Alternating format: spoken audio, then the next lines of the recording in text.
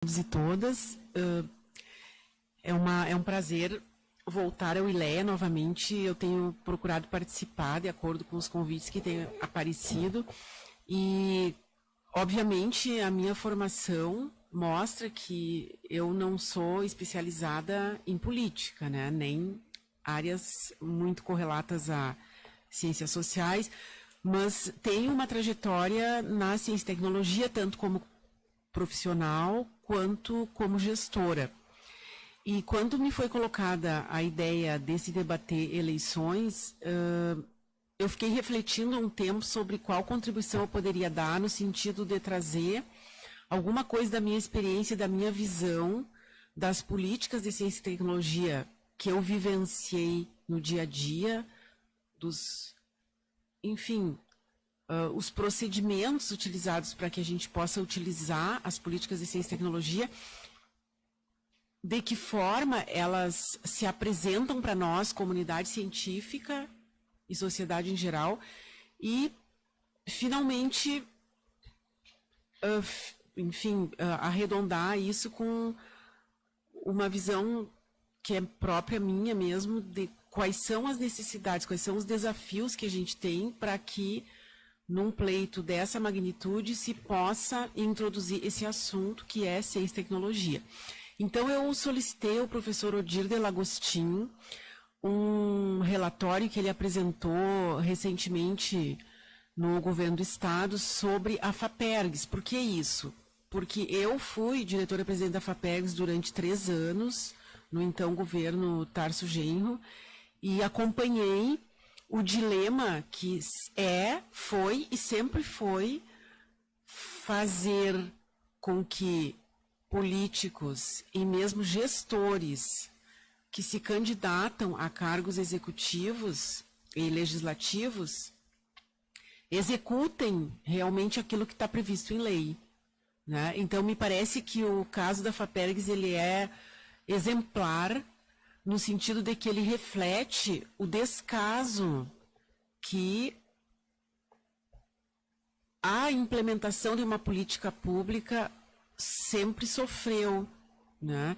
Então, eu vou passar para o próximo slide. Vamos ver aqui, pode ser aqui, né? Ops, saímos. Poderia passar para mim? Obrigada. Agora eu estou fora de foco. Então, de acordo com a Constituição do Rio Grande do Sul, né, o Estado destinará a dotação equivalente a, no mínimo, 1,5% de sua receita líquida de impostos à FAPERGS. Isso está na lei, na Constituição do Estado, no artigo 236. Há muito tempo, nós vamos ver logo em seguida desde quando. Nunca se observou isso que é de direito da ciência e tecnologia no Estado do Rio Grande do Sul, né, por lei. Pode passar, por favor. E aqui ele me passou um comparativo do repasse previsto, que são as barras azuis, versus o que foi executado, que são as barras vermelhas, em milhões de reais até 2017. Então, vejam, o que significa que esse crescimento quase exponencial, ou exponencial das barras azuis, né? Significa que a arrecadação do Estado do Rio Grande do Sul cresceu muito desde 1995, a arrecadação dos impostos cobrados sobre produtos, sobre todos os serviços, né? E vejam as barras vermelhas. O executado na FAPERGS foi muito pequeno. Praticamente se manteve quase que inalterado, digamos assim. Existem pequenas variações ali, né? E isso entra nessa questão da discussão das eleições, no sentido, o que poderíamos e como poderíamos, né, fazer com que, em algum momento, tanto no Estado quanto no próprio Estado brasileiro, né, as autoridades responsáveis pelo repasse orçamentário tenham claro, primeiro, aquilo que está em lei deve ser obedecido, e segundo, a importância desses repasses para o funcionamento, em última instância, do próprio Estado, né? Ou seja, a ciência e tecnologia é vista como uma área que, em tese, parece, né, que não contribui para a economia. Esse é o discurso que a gente ouve muitas vezes. Pode passar, por favor. Também impactante são os valores realizados versus o percentual da arrecadação, né? A gente observa que, bem inicialmente, lá em 95 e tal, a gente conseguiu realizar determinados valores, mas a gente vê ali, então, uma flutuação, né, dos valores realizados. Na prática, significa, se eu olhar ali, por exemplo, 2013, nós conseguimos realizar 11,6% daquilo que estava previsto que deveria ser repassado. Então, nós observamos que em anos 90, o realizado foi um pouco maior, depois flutuou, mas a gente observa claramente uma estagnação, se não uma flutuação, na verdade, de um ruído, né?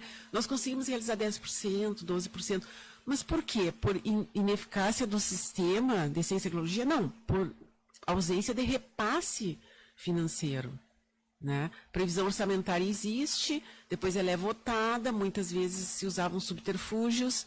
Pode passar, por favor. O orçamento realizado, né, que foi, no caso, pode passar. Então, que foi corrigido aqui nas barras azuis, a gente observa lá de 2000 a 2017, se nós contrapusermos esse dado ao dado do número de doutores atuantes no estado do Rio Grande do Sul, a situação fica mais calamitosa ainda, porque existe também um mito de que o doutor em atividade, ele está na universidade. Não necessariamente. Os pesquisadores, aqueles que desenvolvem conhecimento, estão ligados às instituições de ciência e tecnologia. Muitos, e eu posso dizer isso na área da química, são doutores que estão em atividades outras, não estão na universidade. Então, esse número inclui toda a população de doutores que se vinculou ao Estado do Rio Grande do Sul em maior ou menor grau nas universidades ou não. Então, nós vemos ali, em 17 anos, um incremento muito grande no número de doutores e praticamente nada foi mudado no sentido do fomento à ciência e tecnologia, né? Pode passar, por favor. Isso eu estou falando em termos de Estado do Rio Grande do Sul.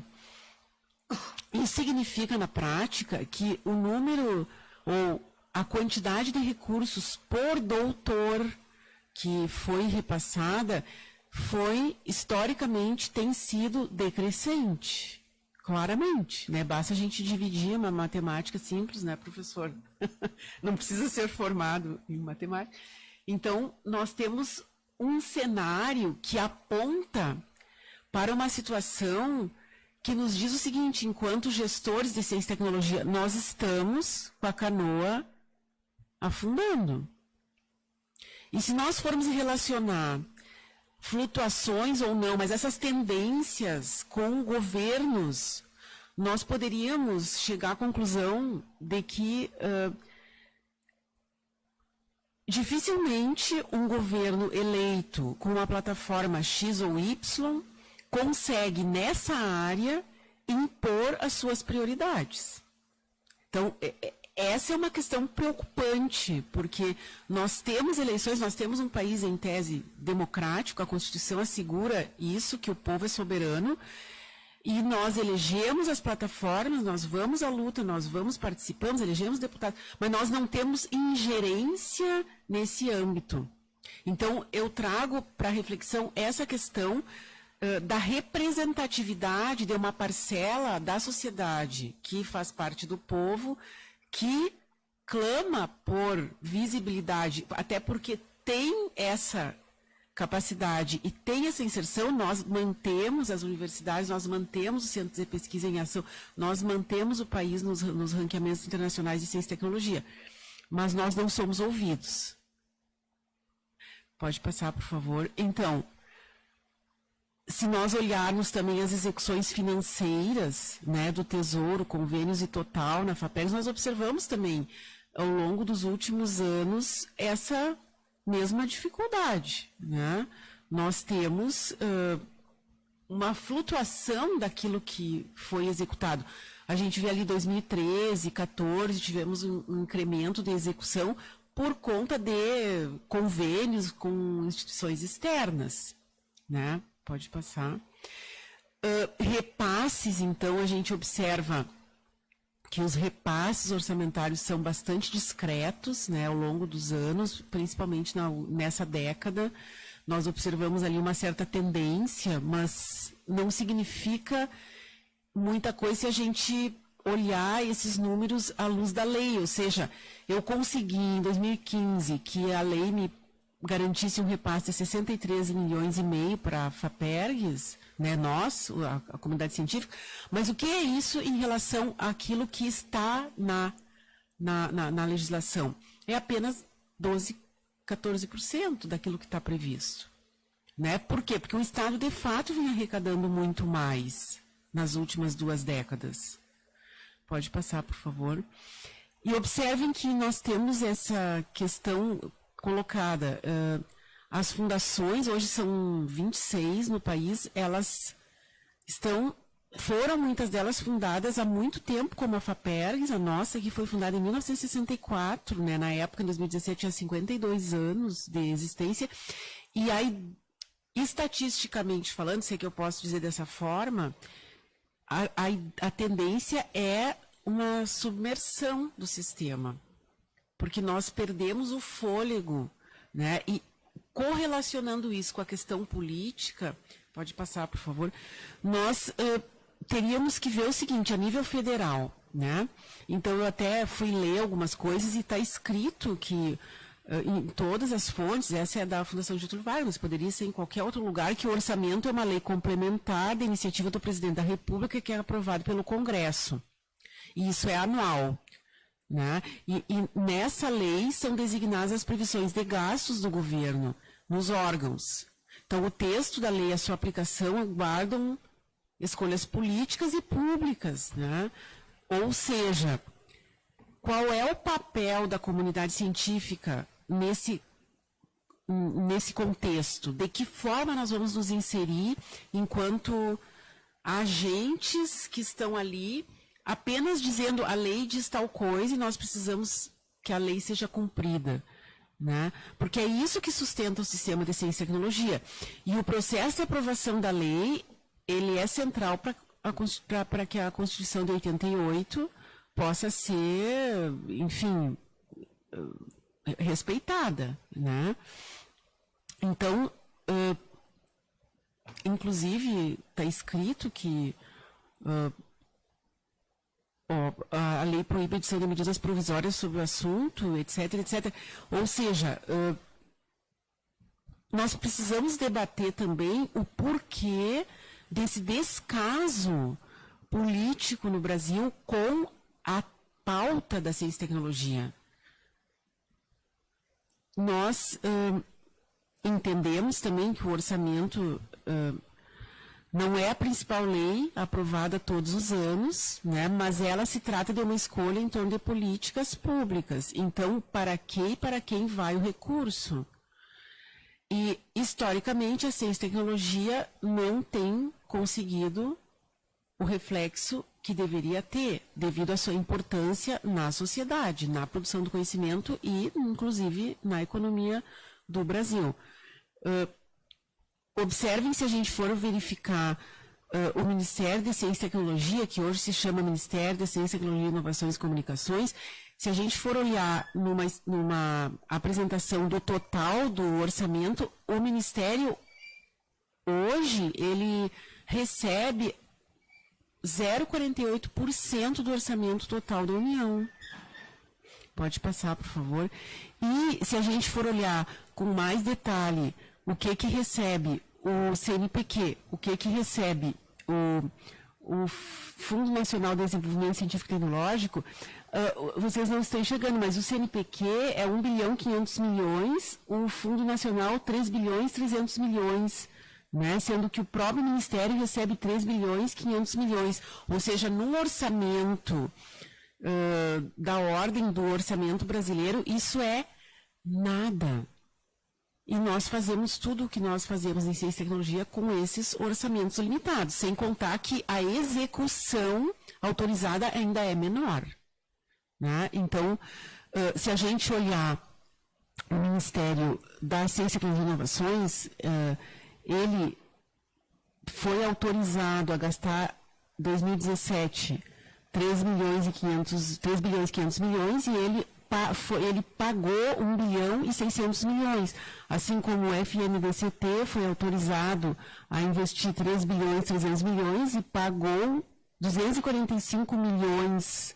Né? O CNPq, 1 bilhão e 400 milhões, pagou 530 milhões. E isso não é porque os gestores não querem repassar o recurso, é porque a estrutura executiva que gere o orçamento e as liberações financeiras decide em algum momento onde vai chegar o recurso finalmente, até o fechamento do ano fiscal, como que vai ser utilizado esse recurso. Então, essa autonomia ou essa falta de autonomia também é preocupante.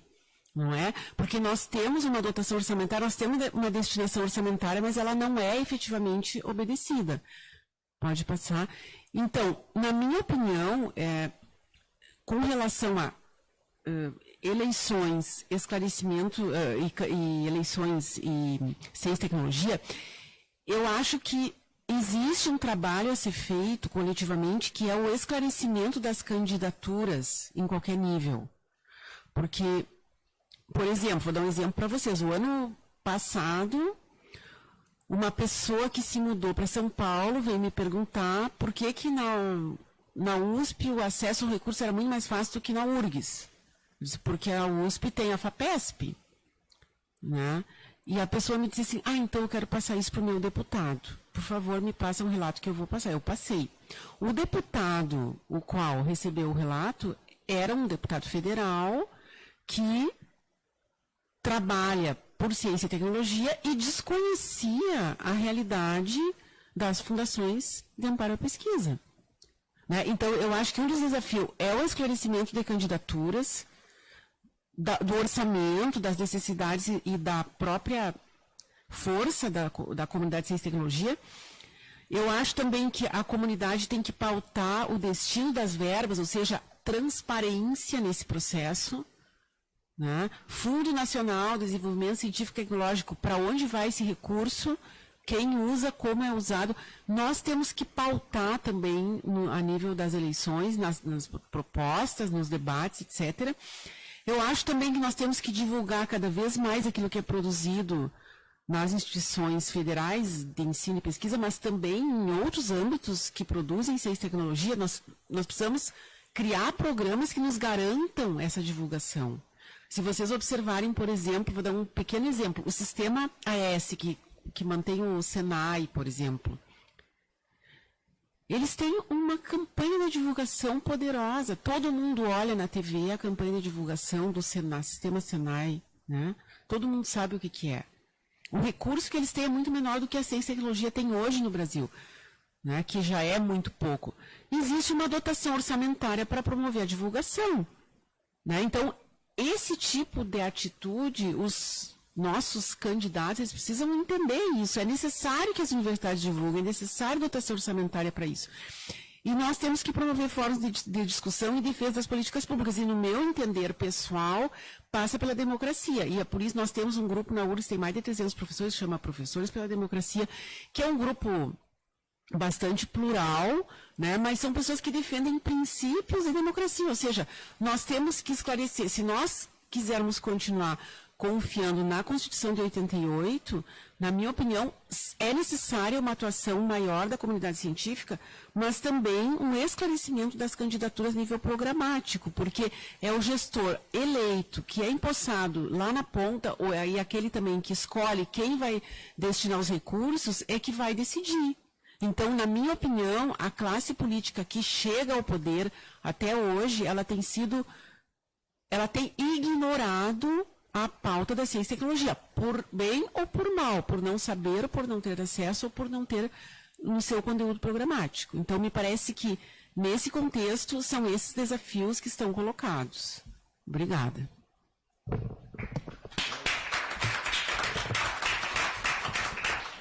Muito obrigado, senhora Nádia.